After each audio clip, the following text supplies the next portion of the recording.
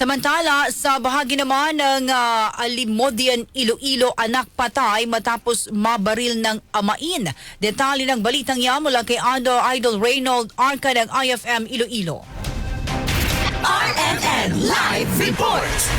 Patay ang isang 25 anyos na lalaki matapos aksidenteng mabaril ng sarili niyang ama habang nag-aagawan sila ng baril sa barangay Kabakanan, Rizal, Alimujan, Iloilo. Kinilala ang biktima na si Kevin Aldamar Kapilitan, 25 anyos, habang ang suspect ay ang ama nitong si Jenny Jen Kapilitan, 62 anyos, kapwa residente ng nasabing barangay. Sa panayam kay Police Lieutenant Rolly Surungon, Deputy Station Commander ng Alimujan Municipal Police Station, sinabi nitong nag-inuman sa isang birthday party. Malapit lamang sa kanilang bahay ang mag-ama kasama ang ilang kakilala. Nang malasing ang suspect, iniuwi siya ng kanyang kaibigan na si alias John Mark. Pagdating sa bahay, nagkaroon umano ng komprontasyon at sinapak ni Jen si John Mark dahilan ng kanilang pagtatalo. Dahil sa tensyon, kinuha ng ama ang kanyang armas at tinangkang tutukan si John Mark. Nakita ito ng kanyang anak na si Kevin, kaya agad nitong inagaw ang baril upang pigilan ang ama. Ngunit sa gitna ng pag-aagawan, biglang pumutok. Sa pagputok ng baril, tinamaan si Kevin sa tiyan at lumusot ang bala hanggang sa kanyang likuran na agad na nagdulot ng kanyang kamatayan bago pa man maihatid sa ospital. Arestado ang ama at nasa kustudiya na ng Alimujan PNP at natatakdang sa sampahan ng kaso ng kanyang pamilya. Kasama mo sa DYIC IFM Iloilo, Idol Reynold Arca, Tatak, RMN.